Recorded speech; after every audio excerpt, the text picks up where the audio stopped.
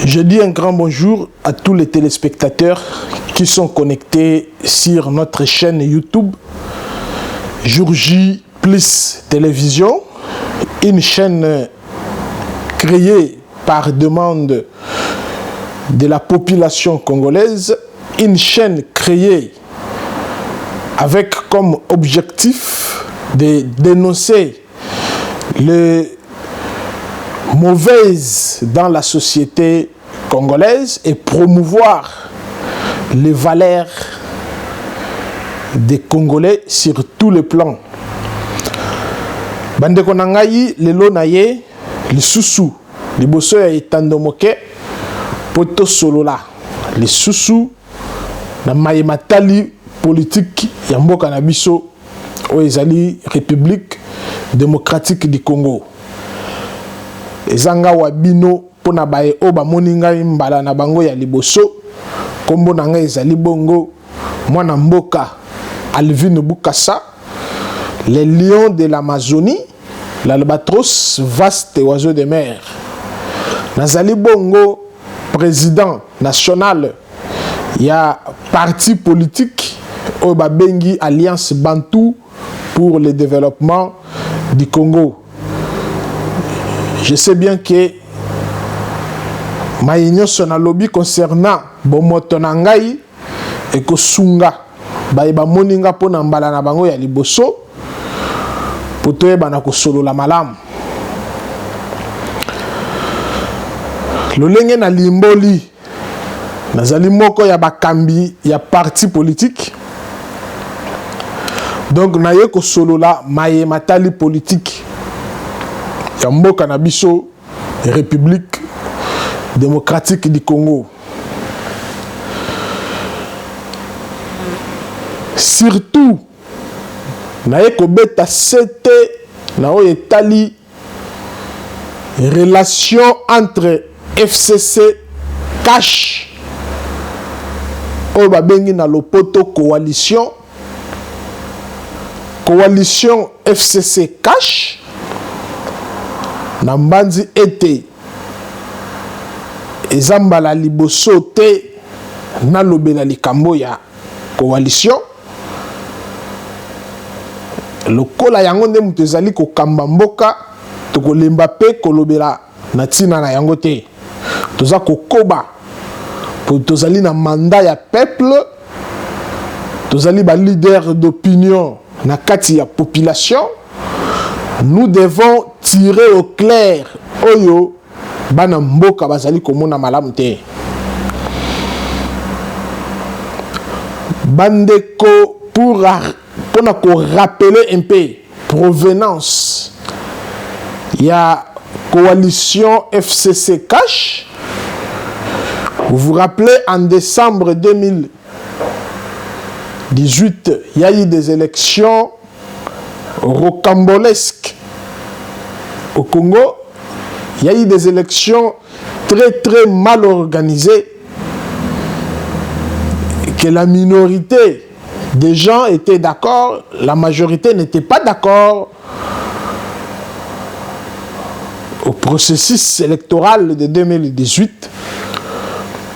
Mais rien n'a empêché qu'aujourd'hui, nous avons, comme à la tête du pays, un président sorti de ces élections mal organisées à la personne de M.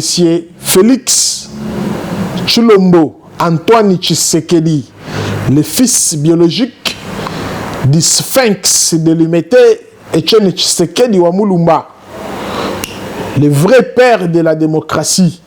Nganaza Tshisekediste, Nenge na lobby vrai père, il n'y a pas de contradiction.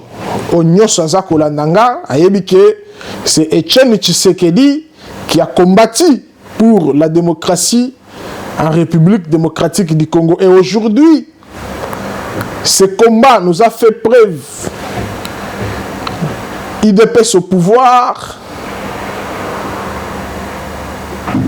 passation pacifique et Salemi entre l'ancien dictateur Joseph Kabila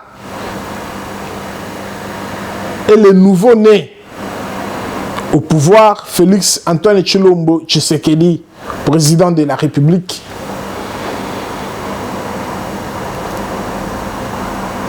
Tozongi lisusu na lié on a lobby élection qui très mal organisée. Toye komona que après ces élections, bien que l'UDPS accède au pouvoir à travers Félix Antoine Tshilombo Tshisekedi comme président de la République, mais le parti n'a pas pu conquérir la majorité au sein du Parlement.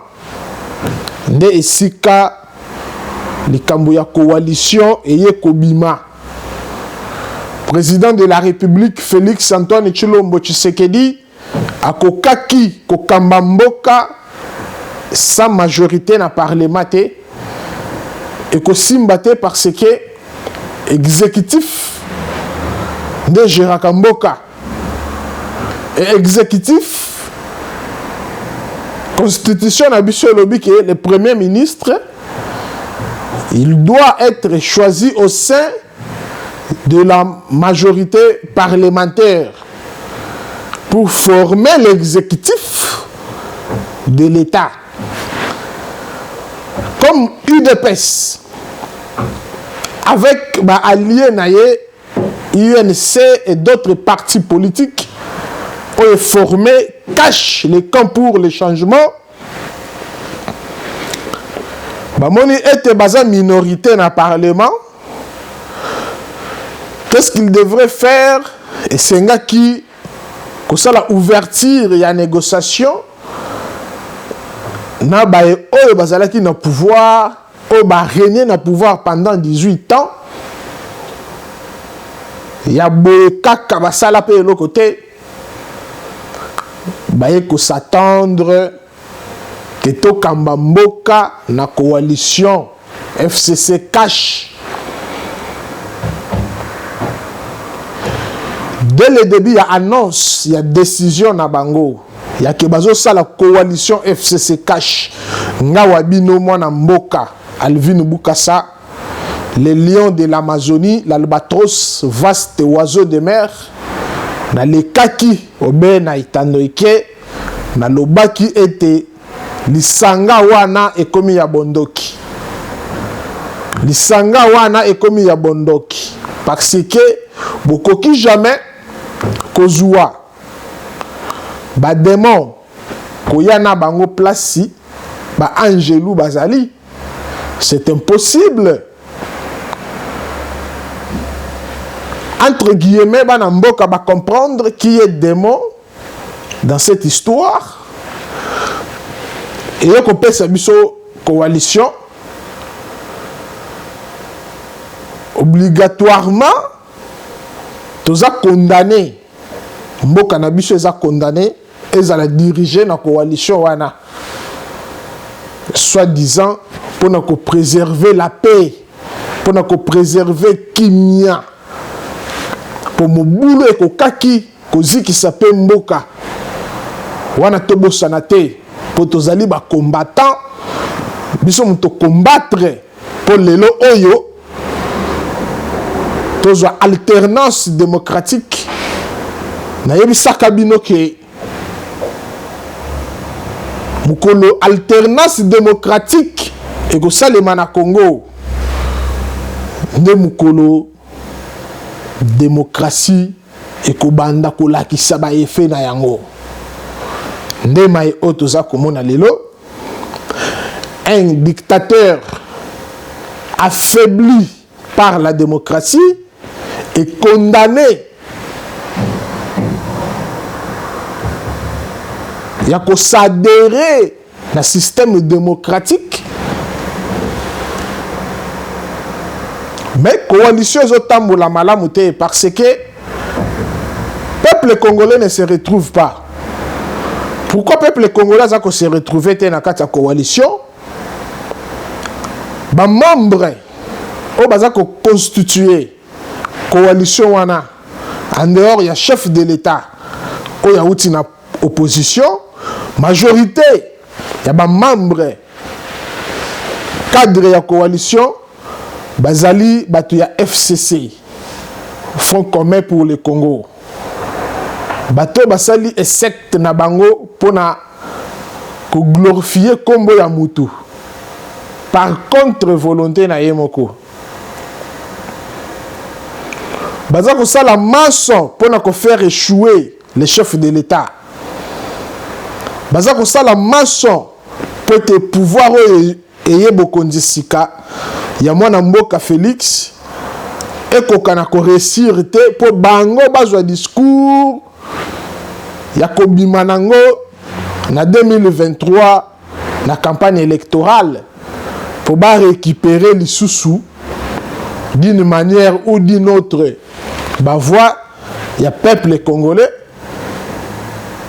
ba dondo nango encore une fois de plus na kati ya assemblée nationale tout comme na assemblée provinciale. Yango biso toye tolobi boye comme tozali parti politique, un jeune parti politique, Alliance Bantou pour le développement du Congo, oye kambami na ngai moko mwana mboka Alvin Bukasa, tosengi séparation, il y a mariage entre FCC Cash.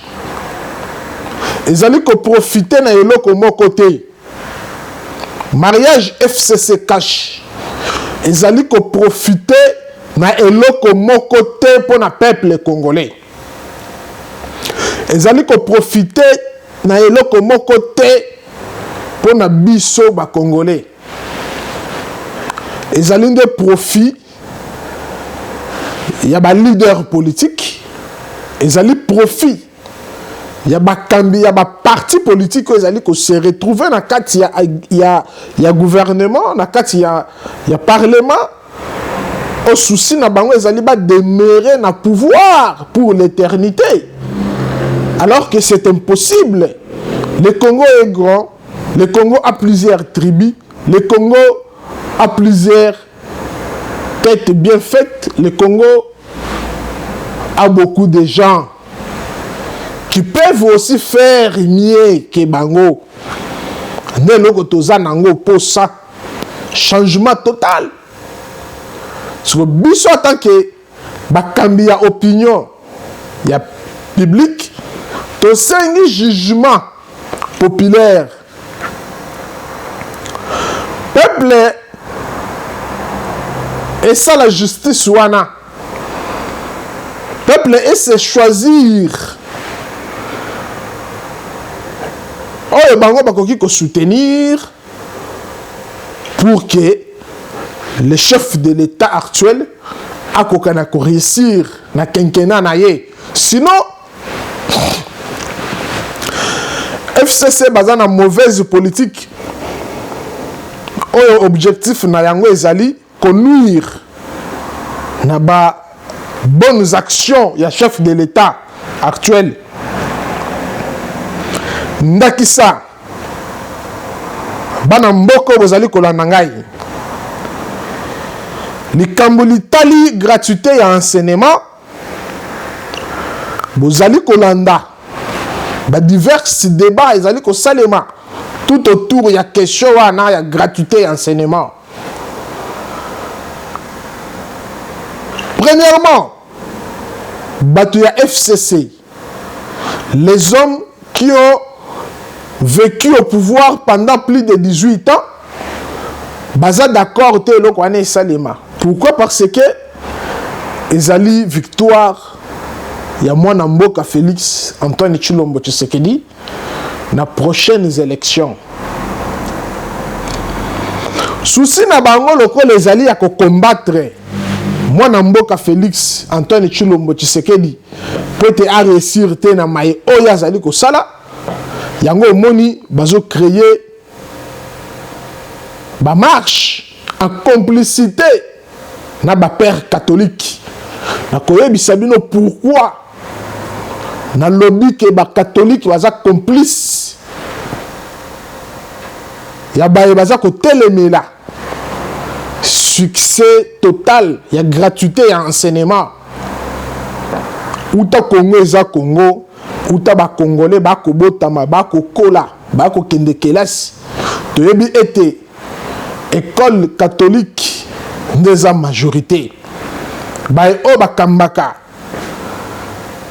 bitelo ya bana Congo ezali nde ba catholique ezate ke eza par force na bango moko eza ba convention na gouvernement congolais. Gouvernement pesi bino possibilité bosala école azo protéger pe école wana na enseignement. Mais il se fait que bambula nyonso yo l'école catholique, l'école publique ezali ko fonctionner na mboka na biso ezalaki na kati ya violation totale ya constitution de la République oyo lobi que gratuité et enseignement primaire ils ont droit pour na bana ya ba Congolais ils ont devoir ya ba konza Congo pour na ko garantir droit wana ya bana mboka batanga ofele mbula na mbula bakonzi ya mboka Congo uta banda époque Mobutu tilelo bazalaki ko violer constitution à complicité na ba père catholique ba responsable ya ba école conventionnée constitution elobi mboka bana mboka bafuta minervalité yo sango na balakisi ya kelasi na yo a complicité na bakonzi mususu ya mboka boza kofutisa ba parents bofutisi ba parents mbongo bambula ebele ba parents ba investir mbongo na bana na bango bino boza kozwa mbongo wana boza kozwa mosolo wana chose grave parents za kofutela bana kelasi na mboko yo tozomona ba enseignants bazosala grève pour être baza impayé. Maintenant dites-nous, est-ce que Mouto bana kozwa mbongo ya minerval et pas ba parents azoko kako futa ba enseigner atendenge longo bami est-ce qu'il y a ko sepela lelo yo mokonza mboka lobake que là c'est comme ya ofele ba parents au lieu ba futa ba mbongo ne ba banda ko futa bakofuta ngo lisusu te bino bato bozalaki kozwa mbongo wana pona kosala nango makambo etali bino moko bokozwa yango lisusu te yango créer divergence na kosenga na batata sango bacha mai na mola bacha mai na verre na bango bakitisa mitema bamona ete mabonza oyo epesamaka na egeleze ya ekoki kofuta pe enseignant pokuna leta lobi te ke no moto atya lisu libonza te mabonza ekopesamaka bonne volonté oyo ya bonzambe boza nango bokoki mpe kozwa mbongo wana bosalisi nango baenseignant mpona kotangisa bana ya baye oyo bapesaki mbongo ya mabonza eza kaka mpona ko garantir social ya peuple congolais pour babiloko wana nyonso eza ko exploiter kaka nature na biso ba congolais eza ko exploiter ba vie na biso ba congolais nango nasengi na population nyonso ya Congo bazala très vigilant surtout na maïmatali gratuité